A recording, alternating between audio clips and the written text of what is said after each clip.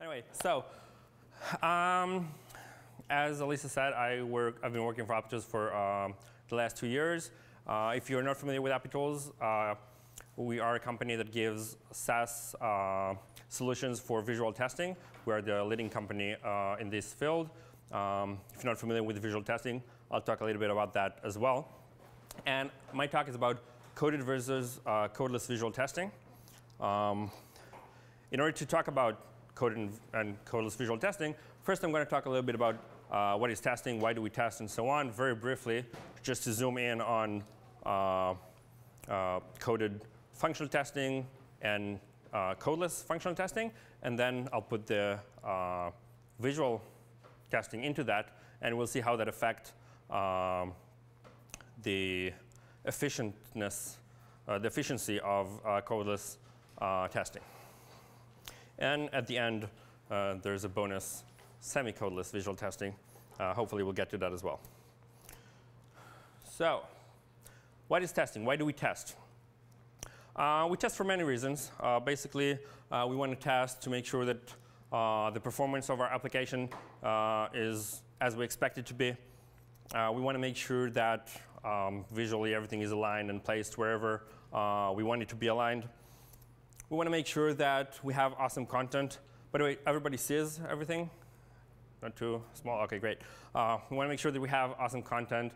We don't have typos. We don't have anything missing, and so on. And basically, if I'd want to summarize why we do testing in one funny GIF, that would be to prevent our customers or our users from doing this thing when they're using our application, right? So talking about testing cannot be done without talking about a little bit about the pyramid of testing. So the pyramid of testing, at least this one, is a little bit outdated, and I'll explain why. This explains all the things that you can do automatically: automated unit testing, component testing, integration, API, and so on. It also says automated GUI tests, which in this pyramid means the traditional aspect of GUI testing, which still uses elements from functional testing, but in order to validate the UI. I'll talk about that also in a second. And then there's a section of visual testing.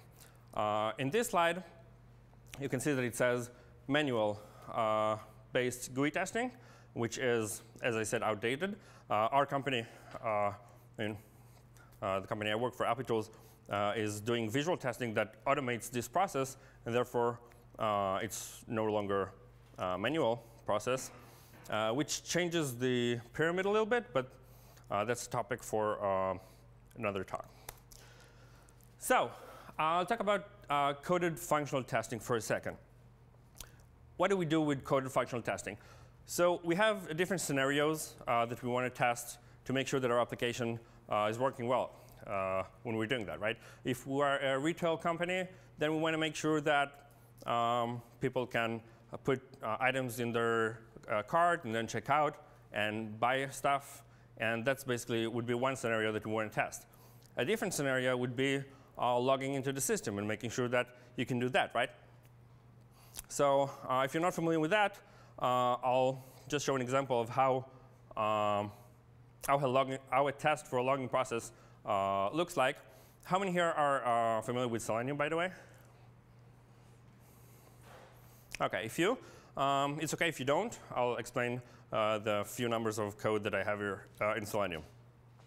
So let's imagine a situation where we have somewhere we want to enter, right? Like a login. In this example, I put the Fortress of Solitude.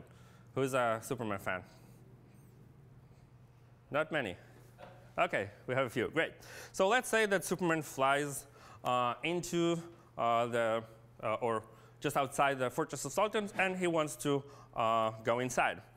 Let's say that the Fortress of Solitude is actually a website, right?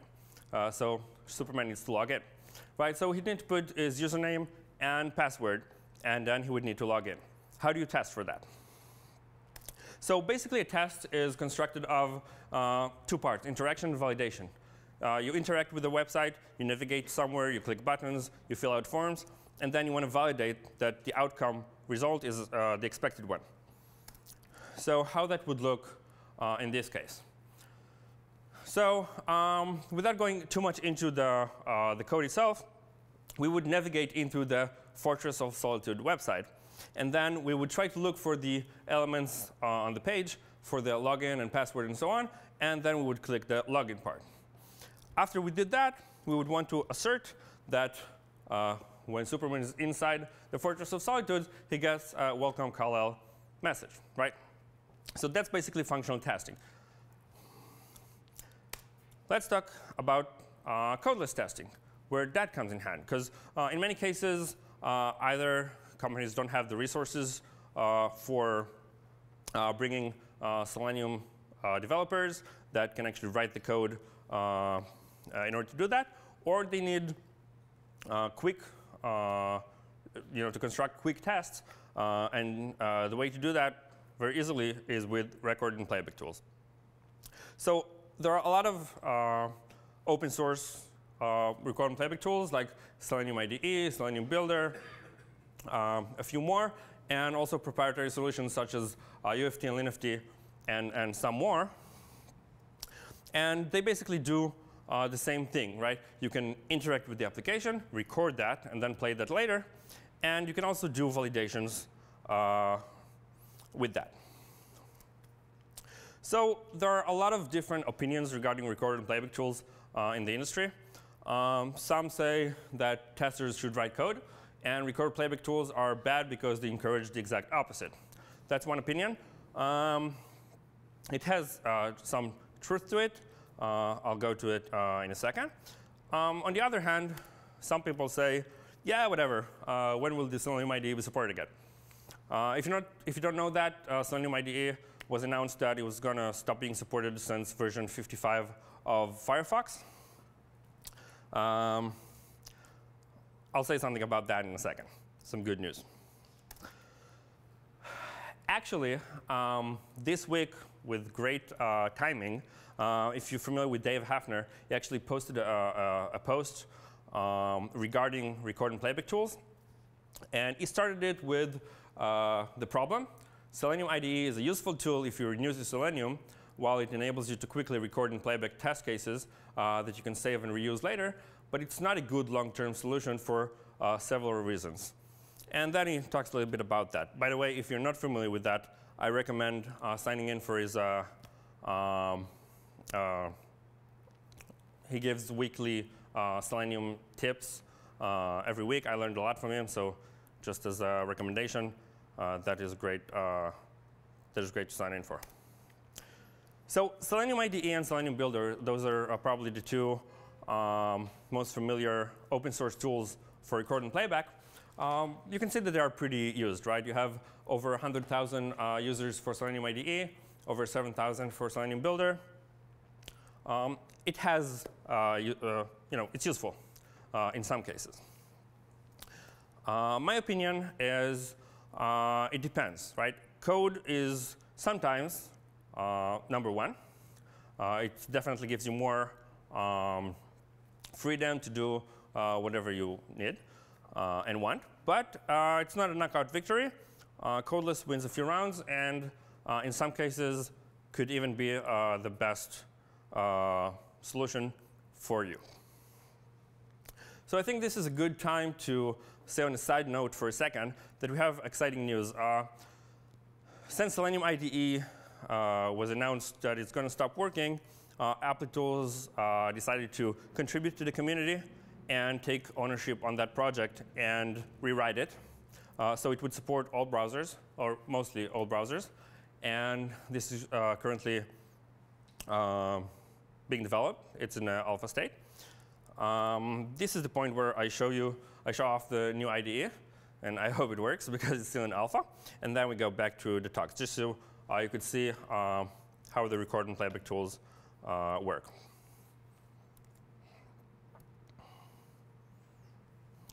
Just a second.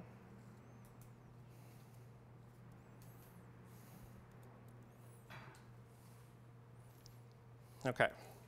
So I'm starting a browser here. And basically, this is the Selenium IDE. By the way, if you haven't noticed, this is Selenium IDE on Chrome, right? Which is a new thing and pretty exciting, in my opinion.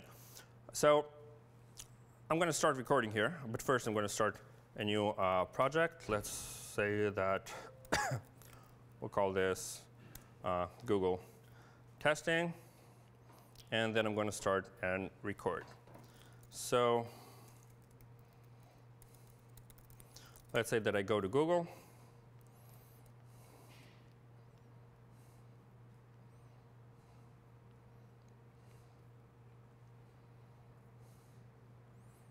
And then I'm going to type visual testing.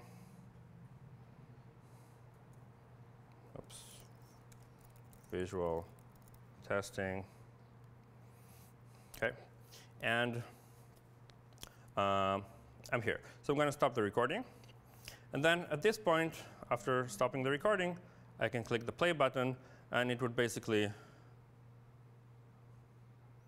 do everything I did, which is great and very exciting in Chrome. Also, you can validate things like text and title and a search for things, so on, like functional testing.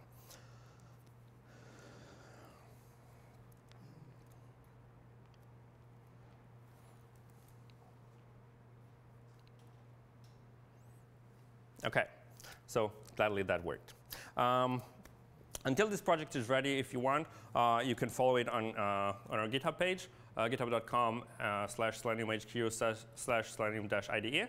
You can contribute by reporting bugs if you find any, spread the word, and hopefully this will become useful and great. So I'll go back to topic after the announcement, and we'll see the advantages and disadvantages about record and playback tools, what skill set is needed for developers that do that, and how visual testing affects that, basically. So what is the skill set that's required for automation developers? So there are a lot of things that developers need in general, like understanding how browsers work in this case, at least for testing websites, right? For applications, a little bit different, but also the same logic. Understanding how the application behaves, so you can navigate it and do things and know what's the expected result in order for to test for it. You need logical thinking. You need problem-solving skills.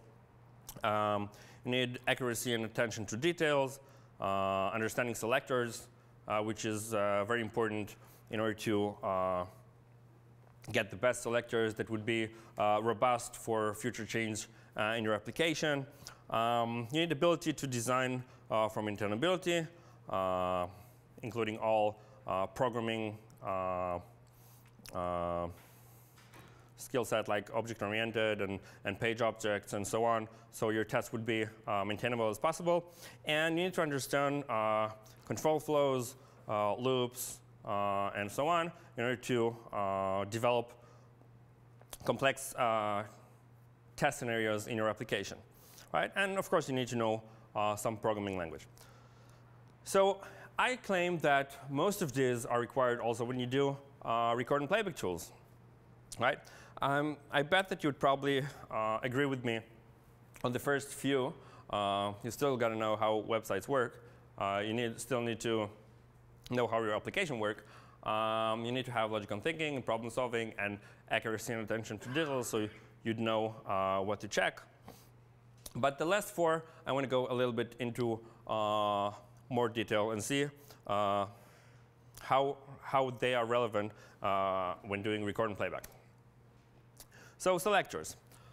You need this skill no matter what, because when you use record and playback tools, then they give you selectors. But those selectors are sometimes not the most efficient ones, and they rely on paths and things like that that is likely to break. So you need to understand selectors in order to choose better selectors after the record and playback in some cases, or adjust them when something breaks. You can't trust the tool blindly. And it is true that today some record and playback tools have smart algorithms that even include AI and machine learning in order to give you pretty good selectors. But still, it's something that you need, right? You cannot just neglect using selectors or understanding selectors. Designed for maintainability, developers use software architecture principles.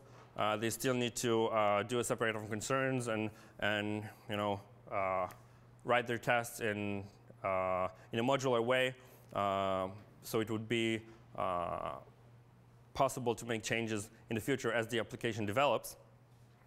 Some of the record and playback tools these days have these developer principles already built into them, right? So they create object repositories and test objects that give you those capabilities to some extent.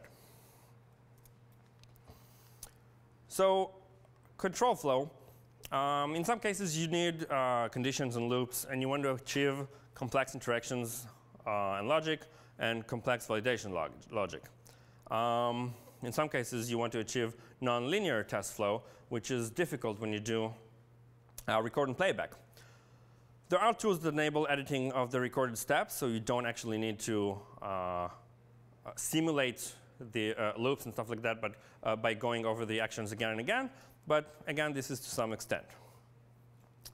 And of course, you need, well, in case of programming language, here it's not really relevant when you use record and playback. So the cons about using a record and playback, the first one is that you're dependent on this tool. Right? You're restricted to linear test flow, and it is hard to do highly conditional interactions. Right? You cannot do if, else, and so on, and loops, and it's hard to check for those scenarios. Yeah. So the conclusions that I want to say at this point is that, as I said before, programmatic approach gives more flexibility and freedom. You can do just about anything that you want with programming. And record playback tool gives you some restrictions, right? You cannot do complex things, and it is linear.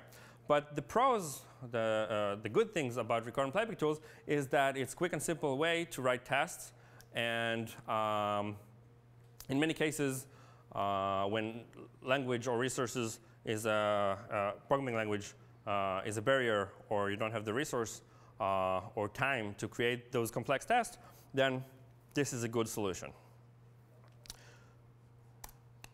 So now I'm going to talk a little bit about visual testing, what it is and how it reduces the complexity of record and playback tools. So I tried to just go to Google and see and find some images for visual testing. The first two were this, which is not actually what we're talking about. A little bit downer than these types of screenshots. I saw the logo of my company, which made me smile. But then I saw one GIF that basically explains a lot of the reasons that cause visual bugs. And I'll just put it on. Okay? So I just saw this thing, and it made me laugh. Because Peter Griffin here is trying to fix the blinds, and it's not turning out as he expected. And it has the title CSS on it, which shows one of the main reasons for visual bugs is that CSS doesn't act all the time as we expect it to, especially when you use different browsers and different viewport sizes. Things start to break, right? And those are things that you need to test. And the best way to do it is by visual testing, basically. So what is visual testing in a nutshell? It's a quality assurance activity aimed to verify that a graphical user interface appears correctly to the users. Let's say, for example, that you have an app, and this app has UI, of course, because applications has UI. As you can see here, you have a lot of elements that are marked in red. What do you want to test here? So you have a lot of elements here. Just the first thing that comes to mind is to make sure that everything is aligned properly, right? You want to make sure that everything in this column is aligned, and in this one, and the line beneath, and the line beneath that, and basically that everything is aligned properly, right? In addition to that, you want to make sure that the style is OK, and that the size is OK, and that everything is visible, and the brightness is as it should to be, and the colors are right, and the fonts are right. You don't have any typos. Everything loads correctly, right? You have a lot of things that you want to test visually. Traditionally, the way to do that would be to use Selenium or any automation tool to get those values and check for those things specifically, right? So you can check that the text is the text that you expect. And you can check to make sure that the location of an element is where you want it to be. Also, you can check for alignment to make sure the two elements are aligned to one another, or that the size of an element is as you expect it to be, or even the color, right? But imagine you would have to write this type of code to validate a page. The number of lines of code that you would need to write would be really, really long. And I mean, really, really long. OK? So after doing that, even if you did write those lines that were really, really, really long, how would you check for things like that? That you have in this application, the first tweet actually overlaps with the other. Or for example, in here, when you have this title in the overlapping the first paragraph. Or in this case, we have the Amazon website. That's actually how it looked on Prime Day in 2015. They had functional testing, testing their website, and it passed because functionally you can click buttons and you can add things to the cart and you can check out and everything works. But visually, no user can use it, right? So at a certain point, people realize that just like you do assertions and you get the text and you compare it to a text that you know it's supposed to be, why not do the same with images, right? I can take an image, compare it to an image that I already know that is OK, and that way I basically assert for the entire page visually, right? So in this case, you can see a very short code that gives a pretty good coverage of the first pages in GitHub, right? That all you need to do is go to GitHub, go to the home page, do a check window. Check window basically takes a screenshot of the entire page and validates it, right? You go to another page, do a check window. One line instead of hundreds or thousands of lines of code to validate the different elements. And once you do that, you basically compare a baseline that you know that is correct against the screenshot that you just took. And then you can see the differences, right? Typos in this case, change in color in this case, right?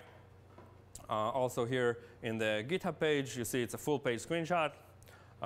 You can check for to see if there are any changes. And that basically makes it a lot easier to find problems. And then you just get a result, and you know you need to just accept or not accept the changes. And very easily, you get a very good coverage over the UI of your application. So what are the conclusions here? Automated visual testing is a very powerful tool for testing the state of your application, of the UI. It leads you to route less code, which of course makes it more robust and maintainable for changes, because no matter what change you do, screenshot is a screenshot, right? You don't need to change your code. And the most powerful thing is that you find bugs that you weren't even looking for. Because if you need to actually assert for alignments or text or colors and so on, then you can only assert so much, right? You need to know what you're looking for. But when you just take a screenshot, then there's room for surprise. You can find bugs that you didn't even know that could happen. And you can also collaborate with your team members about it and get a really nice report about that. So what happens when you do codeless visual testing? So it's just like codeless testing, but for the visual part.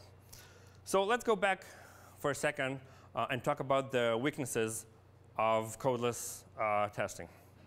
So we talked that you cannot do complex interaction and complex validation, and that you need a lot of selectors, and that the test is linear.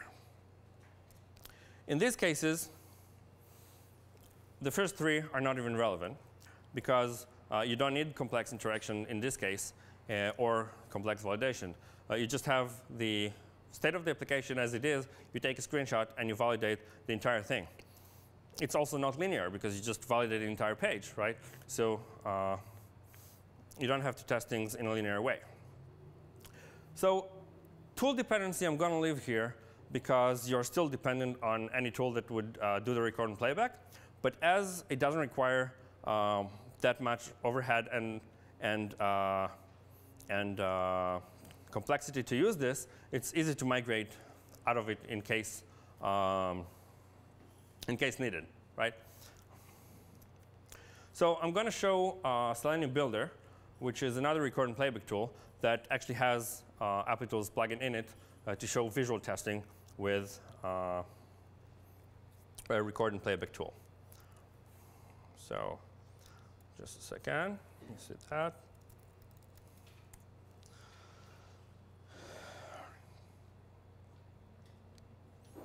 OK.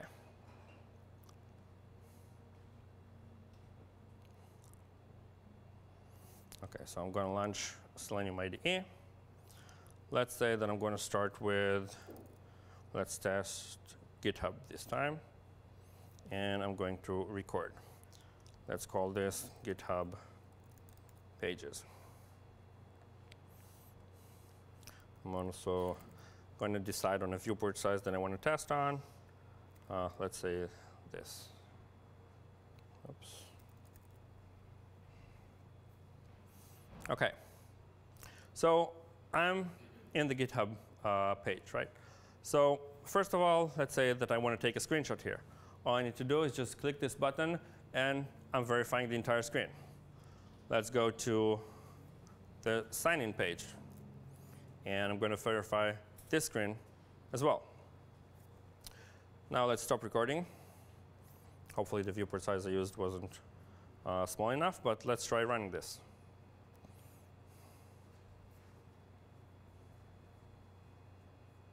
Oh, it was.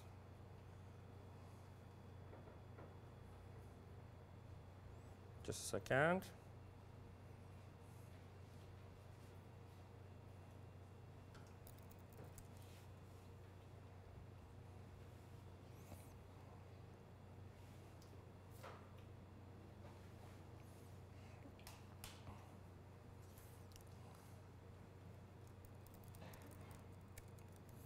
The viewport size I used was too small. So, OK, I'm going to verify this page. And then I'm going to click this one here and go to the sign-in, and then verify this page again. Stop the recording. And now I can actually run this even on Chrome, right? So now we can see that Chrome is opening. I'm going to GitHub. It's actually going to scroll down and take a full page screenshot of the page. In a second.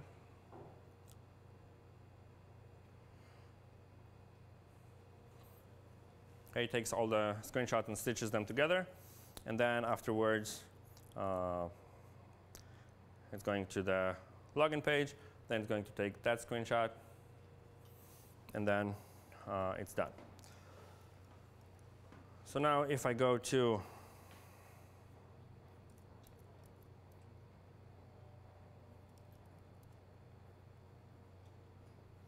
the Applitools dashboard, now you can actually see that we have 2 screenshots that were taken.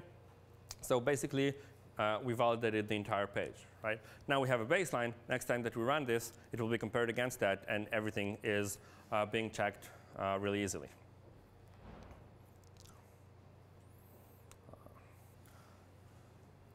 OK. So as you can see, a screenshot, right? So any bug that would appear anywhere on the page would be notified. You'd be notified about that very easily. By the way, if anybody has questions until this point, feel free to just ask away.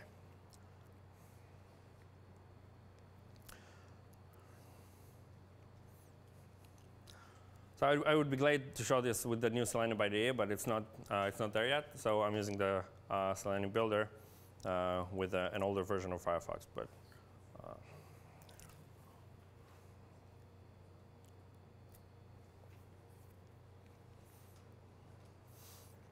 OK. So I'll start with what I want you to take away from this. So using code for test automation is always the right choice, right? If you have the option to do that and the resources, go ahead. Record-playback tools becomes smarter and more innovative these days. As I said, with better selectors and better ways of recording and so on.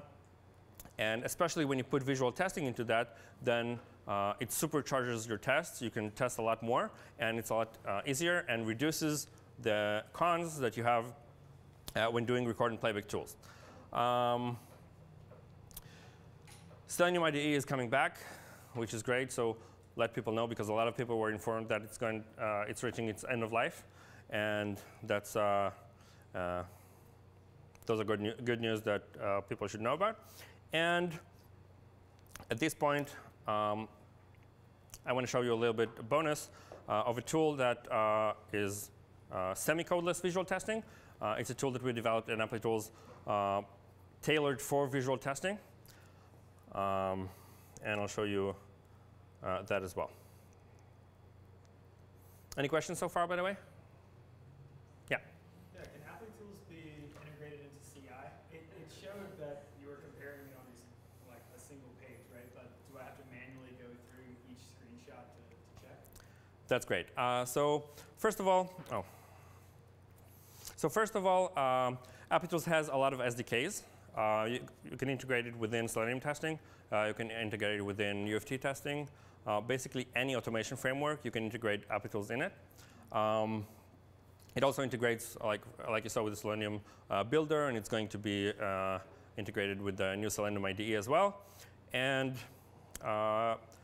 it can be executed from any CI and so on. So it integrates with a lot of tools. We have plugins for Jenkins and TeamCD, and we have one for GitHub coming out, and Bamboo, and so on. So it really integrates with a lot of external tools, to give an end-to-end solution. And regarding navigating to each page and taking a screenshot, that's actually the tool that I'm going to show now.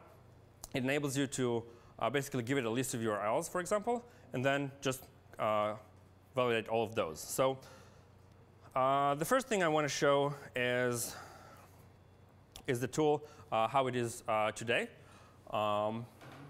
That basically does just about what you wanted and a lot more, but I'll start with that. So when you start, do you guys see it, by the way? What's this? OK. So when you run this tool, basically, it just starts asking you a few questions. First of all, it starts with what you want to do. So what you would want to do is probably create a sitemap crawler in this case, right? So I'll create a sitemap crawler. Then I'd want to go to my Applitools account and get my API key. That's how it knows where to send the results.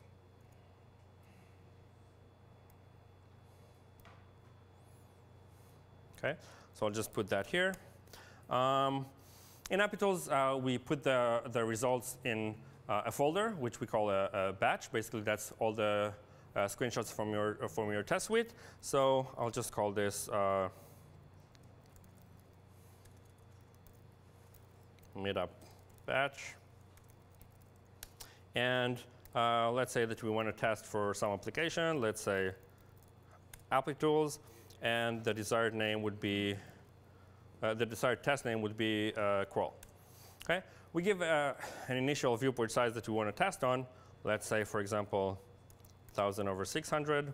And basically, we're done with this, right? So now, if we look at the folder that was just created, then we can see that those files were created. You can use any text editing tool. Oh, wait.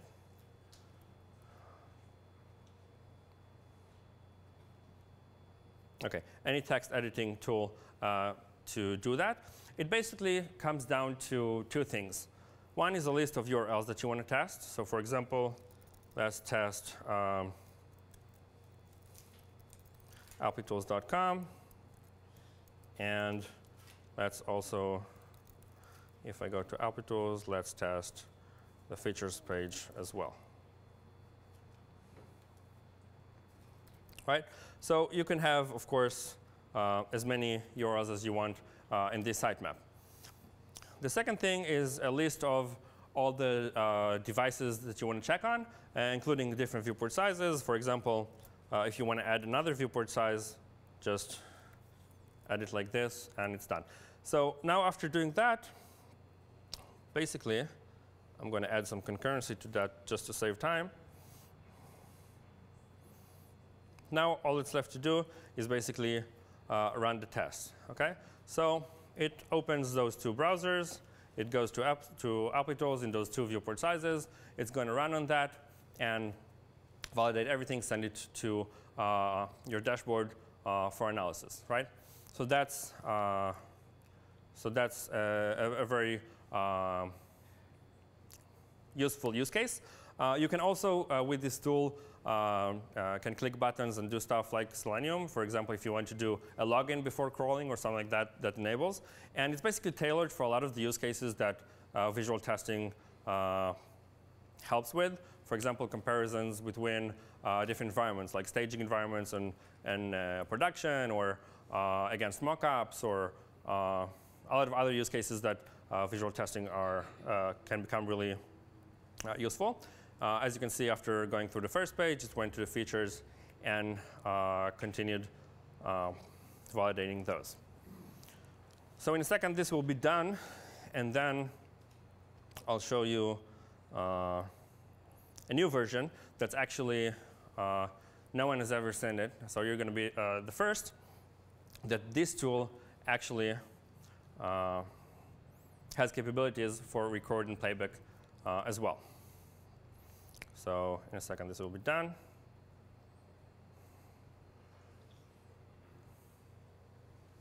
OK, the first one is done. The second one is done.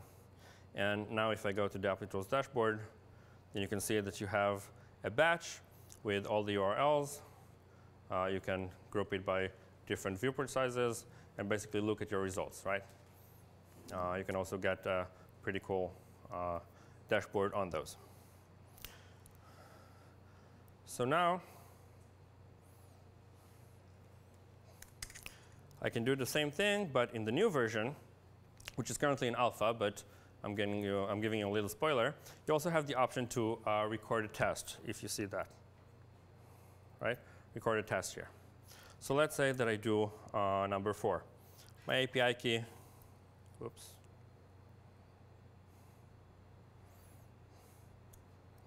I'm going to get my API key again.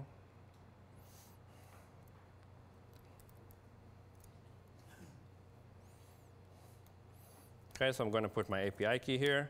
Again, let's say that this is the batch name, app name, and test name, and viewport size. In this case, it will also ask me what's the website I want to start with. So I'll do applitools.com. And then it basically spawns a driver for me going to Applitools. Now I can click the features button. For example, just like we did before, I can go to the sign in. I can put my credentials in here and try to log in or whatever. And then once I'm done,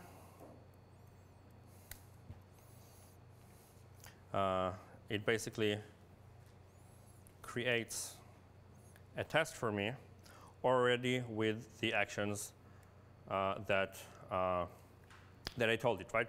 Clicking and so on. So at this point, now from this moment on, you can also do crawling and stuff like that, right? So if you need to log in, you can just use the record and playback to do a login, and then add more advanced features at this point.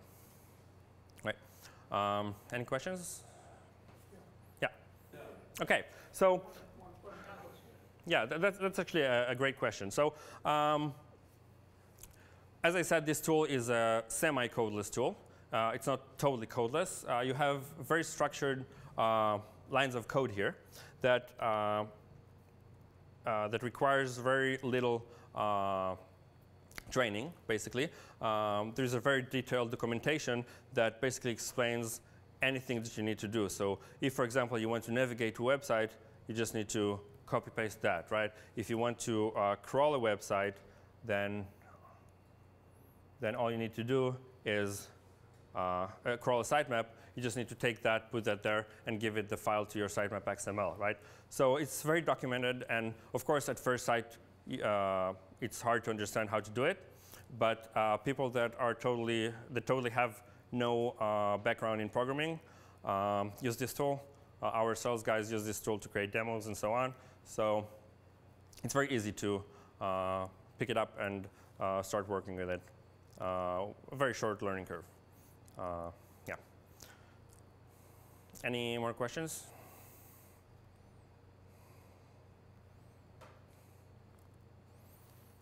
Great. So thank you. And if you have any questions that you want to ask me, this is my email. Feel free to email me at any point with any questions. And I'll hang around here as well if you have any more questions. Yeah. Just curious, what do you do around establishing all the baselines? Is there any particular best practices that you have for teams, especially if you're doing CI/CD and trying to making sure that the latest baselines are included and all that? The latest baselines? Yeah, just making sure that the teams keep up with that. Is there any kind of best practices that you guys recommend? Yeah, so when you're working with different teams and different baselines, different environments, then Applitools supports working in different branches and in different teams for different projects that you're working on. And of course, when you create baselines, then you have, well, I'm going a little bit into Applitools itself here, just because you asked.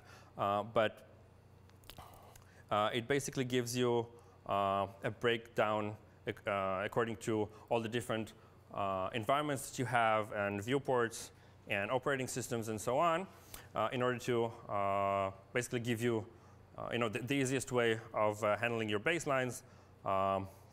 You can group them according to parameters that are relevant for you, analyze the results according to different breakdowns.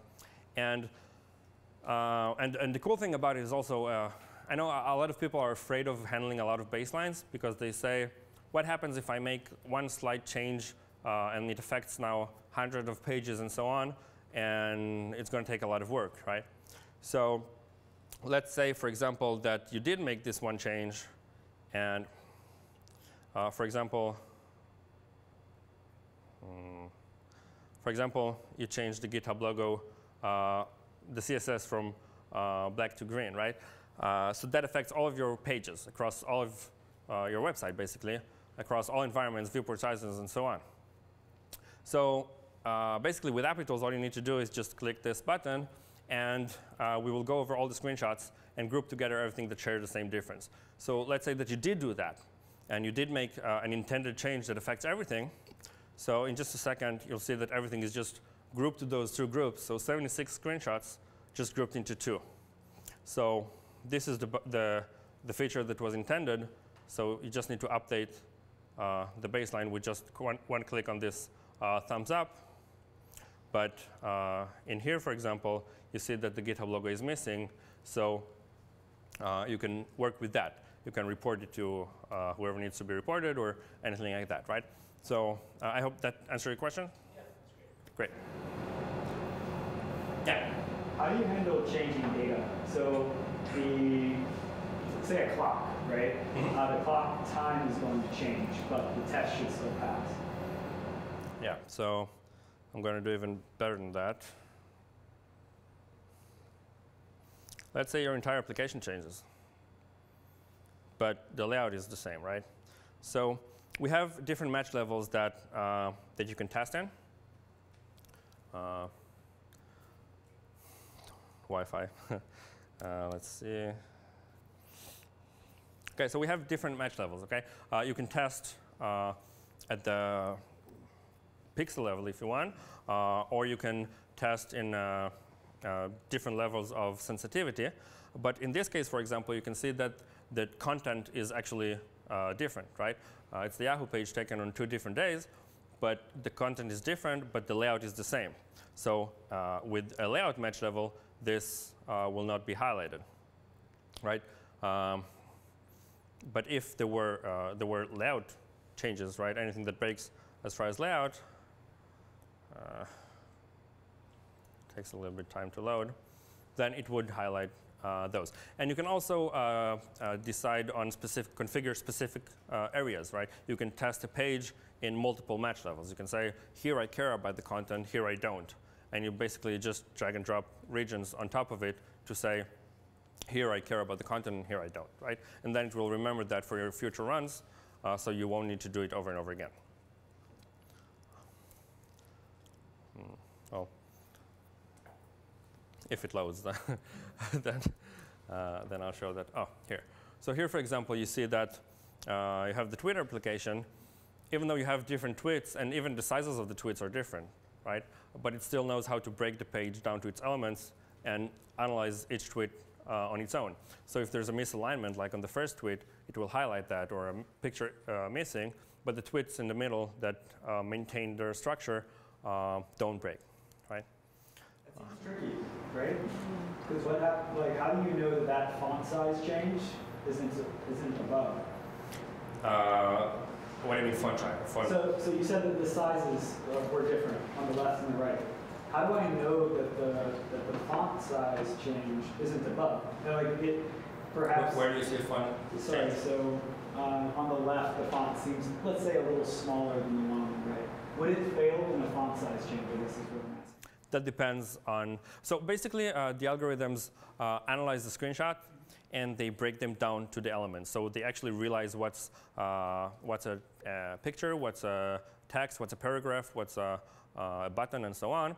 And then it knows to use like artificial intelligence to decide what's a bug and what's not. So something that would that a human being would consider disturbing, like something overlapping something or missing or added, then that would be highlighted as a difference. But things that wouldn't would. Okay, yeah.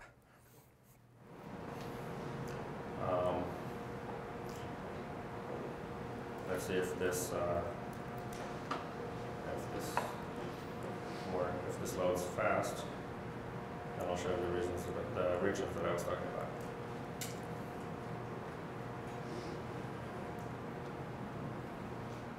Okay, so in this case, for example, if I remove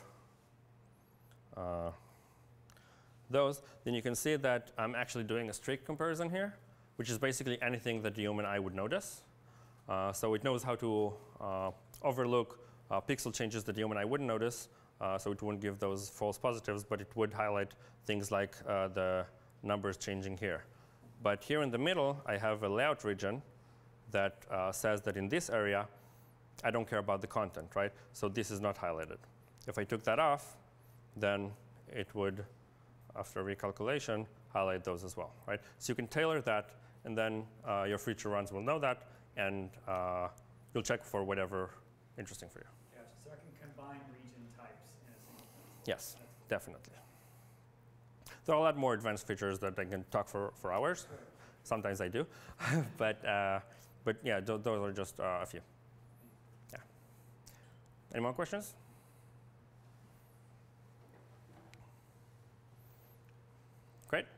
So reach out if you have anything.